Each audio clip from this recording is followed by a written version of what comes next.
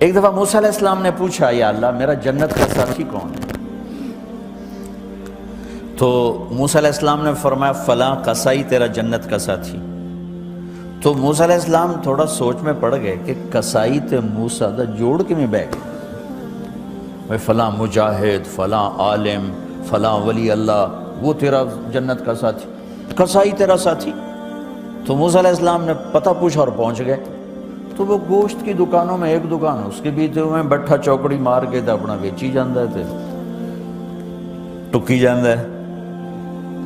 کوئی موسیٰ علیہ السلام کو اسپیشل چیز نظر نہیں آئی۔ جب شام کو وہ چلنے لگا، جب وہ اس کا گوشت ختم ہو گیا تو اس نے ایک ٹوٹا تھیلے میں ڈالا اور چل پڑا۔ موسیٰ علیہ السلام بھی ساتھ چل پڑے۔ وہ گھر پہنچا تو موسیٰ علیہ السلام نے کہا میں آ جاؤں؟ کہا جی آ جاؤ۔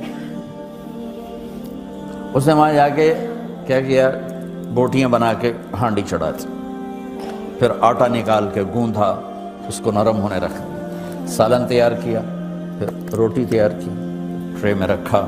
ایک عورت اس طرح پڑی تھی، اس کو جا کے ہلایا، ماں جی، آنکھ کھولی، ایک ہاتھ سے اٹھایا، سہارا دیا، دوسرے ہاتھ سے نوالے بنا بنا کے کھلاتا رہا، کھلاتا رہا، کھلاتا رہا۔ تو اس نے یوں سر ہلایا کہ مطلب میری بس۔ تو اس کا منہ صاف کیا اور اس کو سہارا دے کے لٹانے لگا تو کچھ بڑبڑائی۔ موسیٰ علیہ السلام ذرا فاصلے پر تھے، سن نہیں سکے کیا کہا۔ موسیٰ علیہ السلام نے فرمایا میرے بھائی یہ کون ہے؟ کہا جی میری ماں ہے، اور میں جب صبح جاتا ہوں نا کام پر تو اس کے سارے خدمت کر کے روٹی پانی کھلا پلا پھر میں جاتا ہوں، پھر جب شام کو واپس آتا ہوں تو پہلے میں اس کی یہ خدمت کرتا ہوں۔ بیوی سے نہیں کہا، خود کیا۔ ہم اپنی بیویوں کو کتنا ذلیل کرتے ہیں، اور 99% جو ساس ہے وہ نیگیٹو ہے اور ظالم ہے۔ 99% ساس نیگیٹو ہے اور ظالم ہے، اور ہمارے بچوں کو ہوش نہیں کہ میری ماں ہے، میری ماں ہے۔ ماں کی وجہ سے بیوی کو تباہ نہ کرو، اور بیوی کی وجہ سے ماں کو تباہ نہ کرو، اس میں بیلنس کرو۔ بیوی کے عشق میں ماں باپ ذلیل نہ ہو، اور ماں باپ کے عدم میں بیوی ذلیل نہ ہو۔ یہ دونوں نوحے میں سن رہا ہوں، اس لیے بول رہا ہوں، دکھ سے بول رہا ہوں۔ کہا جی میں شام کو پھر اس کی خدمت کرتا ہوں، اب بچوں کو بعد میں دیکھتا ہوں۔ کہا اچھا یہ بتا یہ کیا کہہ رہی تھی؟ لٹا رہے تھے۔ کہنے لگا جی بس ماں جو ہوئی جب بھی خدمت کرتا ہوں تو کہتی اللہ تجھے جنت میں موسیٰ کا ساتھی بنا۔ میں تو جی کمی کسائی تے او موسیٰ کلیم، میرا دا کی جوڑ ہے۔ میں کہا پترا تیرا جوڑ بنا چھڑے تیری ماں۔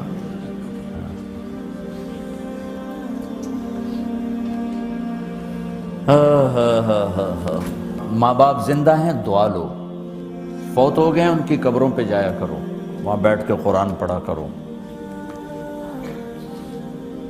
جو بچہ پڑھے گا وہ اتنا طاقتور ہو کے ماں باپ کو لگے گا، اگر وہ فوت ہو چکے ہیں۔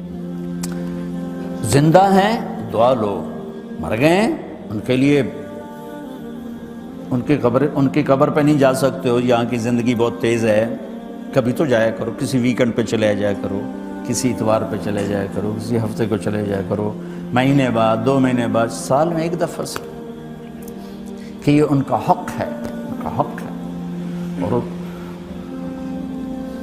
ابن القیم رحمۃ اللہ علیہ نے ایک واقعہ لکھا ہے کہ عبداللہ بن مطرف رحمۃ اللہ علیہ نے خواب دیکھا کہ قبریں پھٹیں اور لوگ نکلے اور کوئی چیز ایسے اٹھا رہے ہیں، ایسے اٹھا رہے ہیں، ایسے اٹھا رہے ہیں۔ ایک آدمی نکلا اور جا کر ایک درخت سے ٹیک لگا کے بیٹھ گیا۔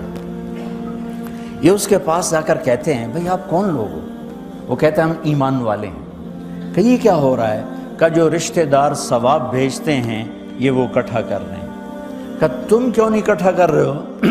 کہ میرا بیٹا حافظ قرآن ہے، ایک قرآن روزانہ ختم کر کے مجھے بھیج دیتا ہے، تو میں نے پرچون دی لوڑ نہیں رہ جاندی، میرا تھوک دا کام۔ کہ تیرا بیٹا کیا کرتا ہے؟ کہ اس کی مٹھائی کی دکان ہے بازار میں۔ آنکھ کھل گئی، صبح ہوئی تو پہنچ گئے، بازار کھلا، دیکھا تو ایک نوجوان بیٹھا ہوا اور مٹھائی بیچ رہا اور ہونٹ ہل رہے ہیں۔ پہلے اس کو نا چیک کرتے رہے، پھر اس کے پاس آئے، بیٹا تیرا نام کیا ہے؟ وہی نام تھا جو خواب میں سنا۔ یہ کیا پڑھ رہے ہو؟ کہ جو قرآن پڑھ رہا ہوں۔ کتنا پڑھتے ہو؟ 1 ختم روزانہ پڑھتے۔ کیا کرتے ہو؟ کہا والد کو ایصال ثواب کرتا ہوں۔ کیا اتنی مشقت کیوں اٹھاتے ہو؟ کہ وہ میرے لیے بہت کچھ چھوڑ گیا، میں چاہتا ہوں میں بھی اس کے لیے کچھ حصہ بنتا رہوں۔ تو یہ والدین کے حقوق میں سے ہے کہ اگر وہ چلے گئے ہیں ان کے لیے ایصال ثواب